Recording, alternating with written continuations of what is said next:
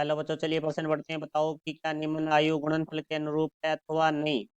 तो ए बराबर हमें आयु दिया हुआ है जिसके अवयव है हमारे पास -5, -7, 6, -8। दूसरा आयु बी है जिसके अवयव है पहली पंक्ति में 3 और 4। तो मुख्य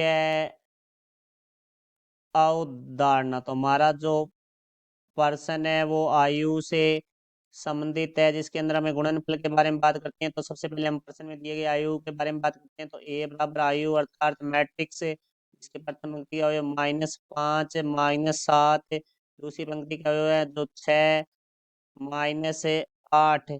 और दूसरा हमारे पास आयु बी है जिसके हमारे पास आयु में अवयव है 3 और 4। तो देखते हैं यहाँ से जो हमारा आयु एक का जो क्रम है वो हमारे पास है 2 × 2, क्योंकि पंक्तियों की संख्या भी 2 है और स्तंभों की संख्या भी 2 है। तो बी का जो हमारे पास है क्रम है वो हमारे पास है 1 × 2, क्योंकि पंक्तियों की संख्या हमारे पास 1 और स्तंभों की संख्या 2 है। तो पहला हमारा पंक्तियों की संख्या को दर्शाता है, दूसरा हमारे पास है स्तंभों की संख्या को दर्शाता है। तो देखो यहाँ से इनके गुणनफल के बारे में बात करेंगे तो यहाँ हम लिखेंगे ए बी का गुणा तभी संभव है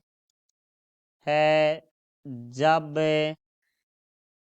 ए में स्तंभों की संख्या बराबर है बी में पंक्तियों की संख्या। तो देखो भाई, हम यहाँ से बात करते हैं तो ए में स्तंभों की संख्या 2 है और बी में पंक्तियों की संख्या 1 है। तो ये बराबर नहीं है, इसका मीन से ए बी का गुणनफल संभव नहीं है। तो हमारे प्रश्न में पूछा गया था कि क्या निम्न आयु गुणनफल के अनुरूप है। तो हम लिखेंगे कि गुणनफल के अनुरूप नहीं है। तो हम यहाँ लिख देंगे आयु ए व आयु बी गुणन फल के अनुरूप नहीं है।